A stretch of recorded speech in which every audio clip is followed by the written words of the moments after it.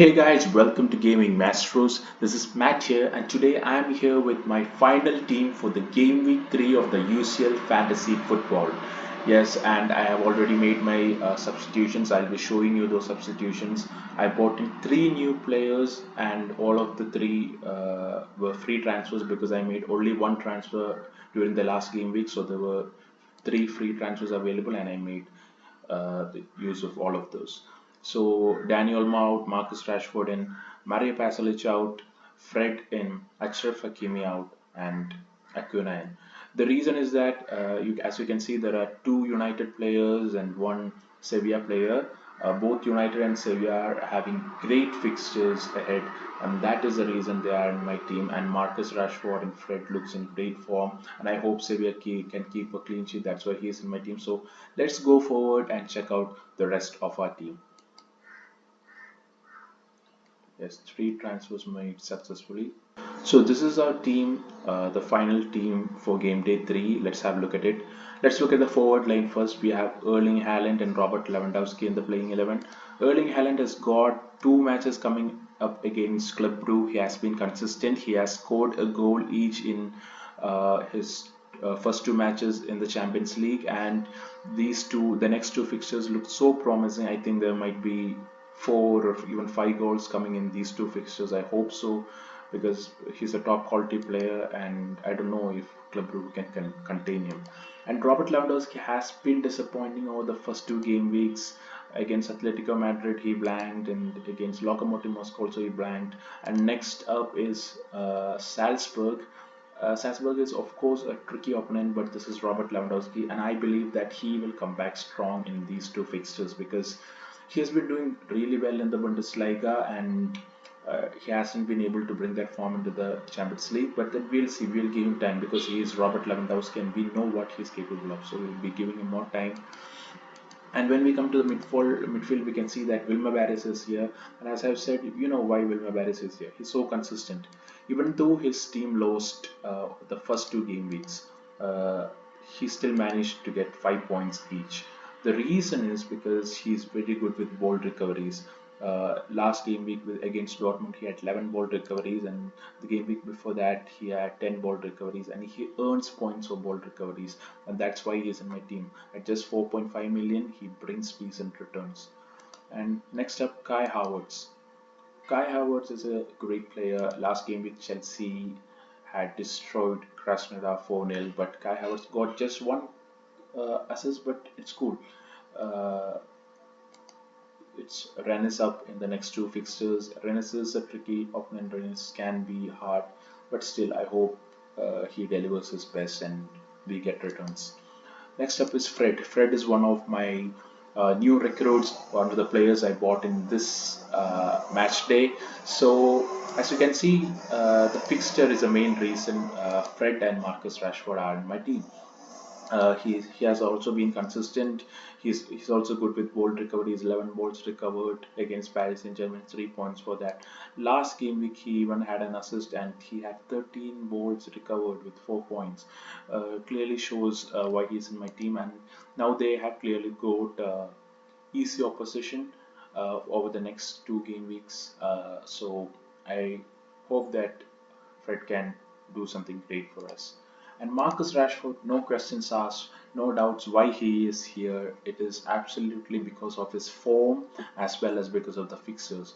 His form combined with these fixtures, I believe it's going to be magic. I believe it's going to be great returns for us. In the first game week against Paris Saint-Germain, he scored one goal. The last game week, he played just 27 minutes and scored a hat trick against RB Leipzig. Remember that, guys. That was a phenomenal performance, a phenomenal hat trick. And next, he's got two matches against a comparatively very easy team, and I expect him to deliver. Next up, our defenders. Here we can see that Ben Chilwell is here. Ben Chilwell has been consistent over the last two game weeks. Here he have kept clean sheets against Chelsea and Krasnodar. Now it's Rene. Rene is tricky, but still I hope he can do well. He is up on some set pieces. He goes forward, gives crosses. So I hope that he can give us decent returns. He can keep his streak going and hopefully he can better his points. So that's it. Now, as you can see, Marcos Acuna is here. The reason, as I said, is because they have two matches coming up against Krasnodar, and I hope that Sevilla can keep clean sheets. We also have Hughes Conde on the bench, so I believe that when we put on both of them to the playing 11, the guaranteed clean sheets, hopefully. Last game week, he even had an assist and he recovered 12 balls, which is great. And the game week before that, he still had 6 points. So that's why Marcus Acuna is here, mainly because of his fixtures. And next up, Renan Lodi. Renan Lodi is a great player, as we all know, and he got two fixtures against Lokomotiv Moscow. Lokomotiv Moscow is tricky. We saw how they played against Bayern. They played really well, but Simeone's defense is always solid. And yes, they conceded four against Bayern, but I don't think that's going to happen against Lokomotiv Moscow. So I hope that Renan Lodi can bring in more points in the first two game weeks. It's been really hard for them.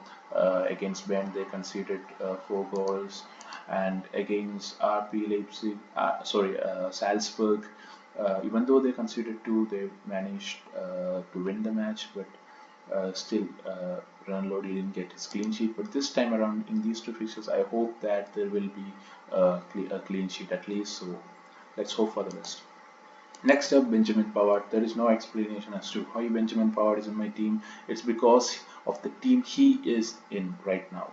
He plays for Bayern Munich, and Bayern Munich is in absolutely sensational form.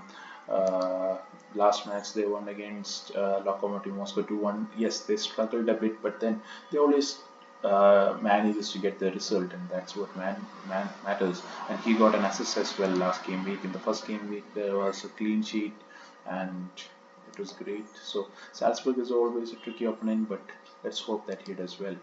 And here we have Samir Handanovic and Wojciechny. To be honest, I don't expect Samir Handanovic to keep a clean sheet. He's got two matches against Real Madrid. I don't expect him to keep a clean sheet in both the matches, to be honest.